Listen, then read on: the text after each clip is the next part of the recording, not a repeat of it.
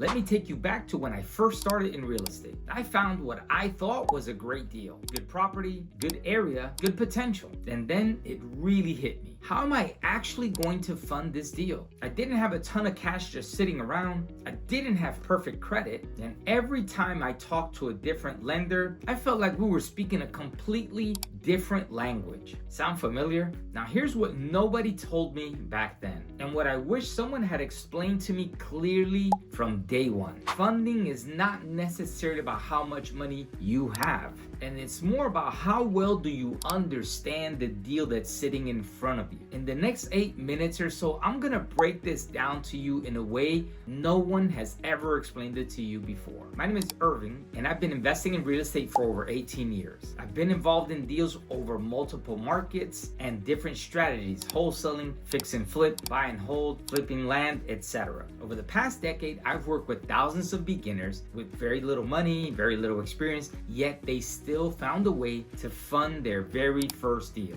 And it wasn't because they got lucky, it's because they learned how funding actually works. And that is exactly what the REI Edge channel is all about. It's built on no fake promises, not a bunch of hype, and not a bunch of guru nonsense. Just strategies that real investors use. So if you're new here, welcome. And if you've been following along, let's go ahead and get right into it. But before we go any further, I need to challenge something you may have already been told. Most beginners think funding means I need a loan, I need good credit, and I need money saved up. And that might be the wrong way to think about this. And it's one of the reasons why many people never close on their first deal. Here's how most beginners approach funding. They find a property they like, they get all excited, and then they go looking for the money. And that, unfortunately, is backward. Real investors, the one that consistently closes deals, think completely differently. They start with the deals and understand the numbers cold. They know exactly what the property is worth, what it needs, and how they're gonna make money with it. And finally, they approach funding.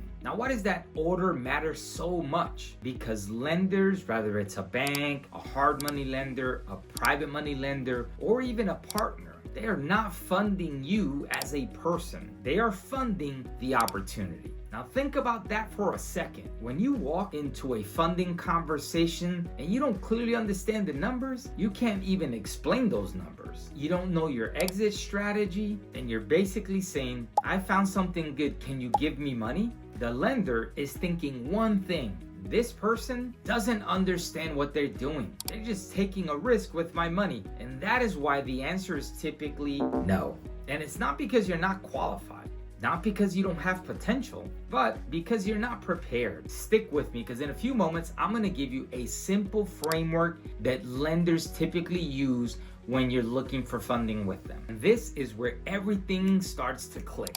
Let me simplify real estate funding in 4 main categories. Number 1, that would be your own money. This could be a combination of savings, cash reserves, lines of credit, etc. This one is the most straightforward, but it's also the most limiting because it counts on you having enough to do the whole deal or having to save up for it. Number 2 would be traditional financing, like banks, credit unions, conventional mortgages. And for many investment properties, this path could be one of the most challenging. They want stable income, great credit, low risk, and documented experience. And that could be a very challenging combination when you're just getting started. Number 3 would be investor-friendly financing. And this could be where things start actually opening up for you. For instance, hard money lenders, private money lenders, because these funding sources care a whole lot more about the deal than about you personally. If the property makes sense, the numbers, the value, the exit strategy, these sources can move very quickly. And number 4 could be creative strategies. For example, wholesaling, where you don't need to actually buy the property at all. Subject to deals, seller financing, or even partnerships. These are the strategies that allow you to do real estate investing without using a whole lot or any of your own capital. Now here's the key insight. Most beginners default to option 1 or 2, and when those 2 don't work out, they immediately quit. But real investors, they know that options 3 and 4 do exist, and more importantly, they know exactly how to access them. Now let me tell you what actually is going through the lender's mind when you bring them a deal. They're not necessarily thinking about you, they're thinking about these three things. Number one, is this a safe deal? Is there equity here? Is the purchase price right? And is there enough margin in case something goes wrong? Number two, what is the exit strategy?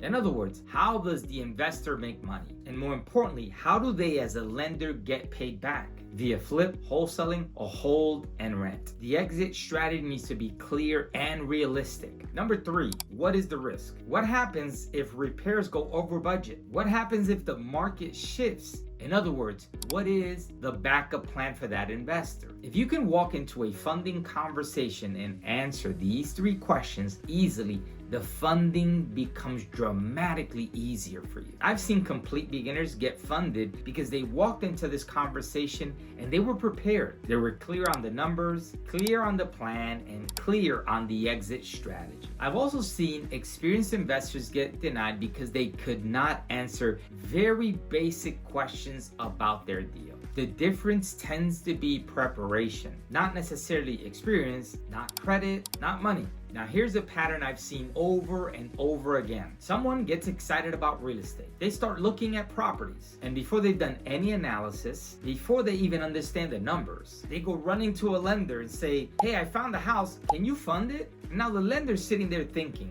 what's the ARV? What are the repair costs? What's your exit strategy? And what's your timeline? And the investor has no answers. And so obviously they get denied and they walk away thinking to themselves, I guess I can't do this because I don't have credit and I don't have any money. But that may not be necessarily why they got denied. They got denied because they skipped the most important step. Understanding the deal before they ever ask for the money. So let me give you a simple path forward. It's not a complicated system, it's just 4 things to focus on. Step 1, find a deal with great margin. Not a property you like the look of, a property where the numbers make sense, a discounted price, a motivated seller, a real opportunity. Step 2, analyze it like a business. Know your ARV, know your repair costs, know your total investment, know your profit margins, no guessing. Step 3 is define your exit strategy. Are you wholesaling it? Are you flipping it? Or are you holding it as a rental?